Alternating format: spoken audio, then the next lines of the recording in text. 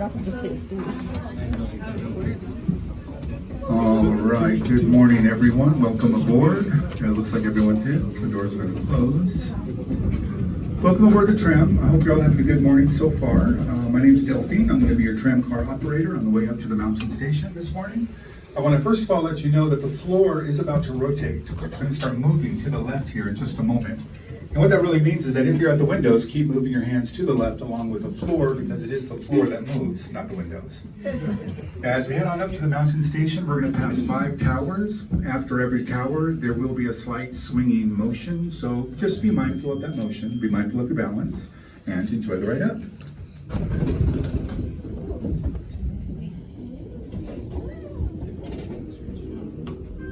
Here we go.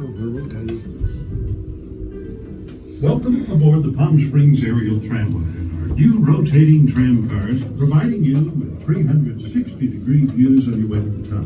We've just left the mountain station, an elevation of 2,643 feet above sea level. And in some 11 minutes, we'll step out into a completely different environment. The high country of San Jacinto State Park in Wilderness, at an elevation 8,516 feet above sea level. We'll travel over 2.5 miles of cable, rise well a mile measured vertically.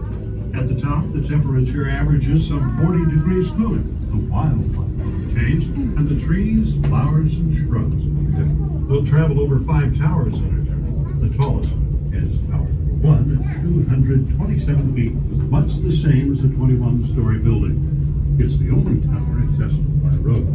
All other towers and the mountain station had to be constructed by transporting workers and the materials to the various sites by helicopters employed in the project. For the new rotating tram cars, the improvements included new cables, drive system, and the removal of some 1,000 cubic yards of rock. We'll see survey marks on the rock face derivative that indicates where rock removal was required. The new cabins are the first in the Western Hemisphere to rotate 360 degrees during travel and are the largest of their kind in the world. We're now high over Chino Canyon, once the summer home of the Agua Caliente band of Coeed Indians. Since there are many streams that flow year-round, the canyon has an abundance of vegetation, including sycamore, cottonwood, alder, black maple, and a great deal of wild grapevine. South tram car is but one of the many waterfalls fed by runoff from the mountain. During our upward journey, we passed through a variety of different limestones, ranging from the Sonora Desert to the Alpine Fringe. It's a little like making a motor trip from Mexico to Alaska. We believe this is the only place in Southern California where this change occurred. As we approach tower number 2, top of the tower, you can see a 16 by 16 foot yellow helicopter platform used during construction and now used during the tram's maintenance period. Additional platforms will be seen on the remaining towers further along our journey.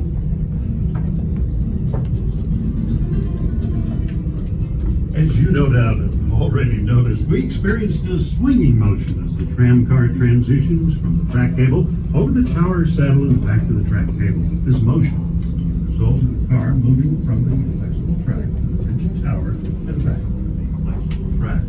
The original tramway was designed and built by the Von Roll Company of Bern, Switzerland, and all moving parts and cables are Swiss-made. The towers are American-made. There's a total of 27 miles of various sized cables to support movement and communication of the tramway. The largest of these are the track cables upon which we ride. They weigh just under 9 pounds a foot, with each of these track cables 13,500 feet in length, therefore weighing a total of more than 61 tons. The halfway point on our trip is reached between towers 2 and 3. This happens as the other downward journey. While it appears that the downward car is traveling much faster than we are, it's actually moving at exactly the same speed. It must, because both cars are tied together by the hauling cables, which move with the car. You see, the drive system at the valley station is pulling that car down, and in turn is pulling us up. The two cars are 34 feet apart when they pass. The Palm Springs aerial tramway was first conceived in the early 1930s by a young electrical engineer, the late Francis Crocker, who to this day is known as the father of the tramway. The original tramway was completed in September 1963 after some 26 months of construction at a cost of $8.5 million, all financed by the sale of revenue bonds.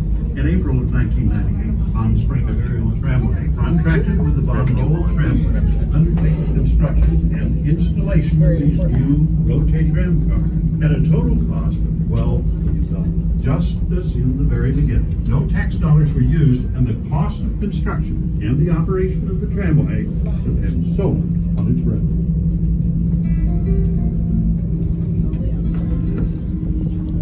All right, folks, as we approach tower number 3, you may want to hold on. It's got a bit more swing to it than the others.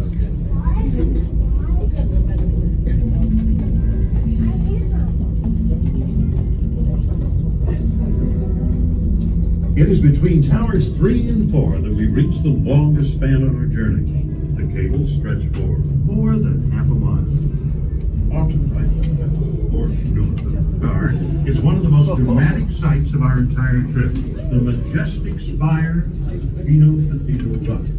Visible testimony of the solid granite core of these mountains. As we continue our journey, the life zone changes become more obvious. You'll see a variety of pine trees, including pinyon, big cone, lodgepole, and swingfir.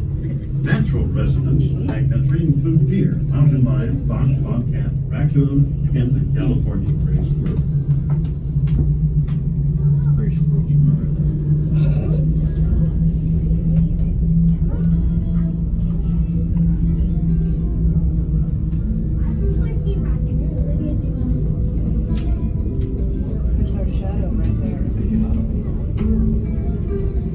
The smallest of the 5 towers is tower number 4, 57.5 feet tall, located at an elevation of 7,576 feet above sea level. From there, the view is truly spectacular. Isn't this amazing view? The sheer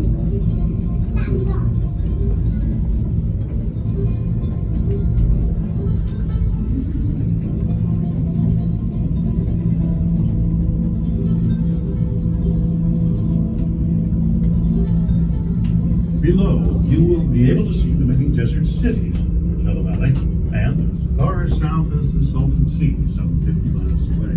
Off to the left of our travel is Indian Crag, named in honor of God.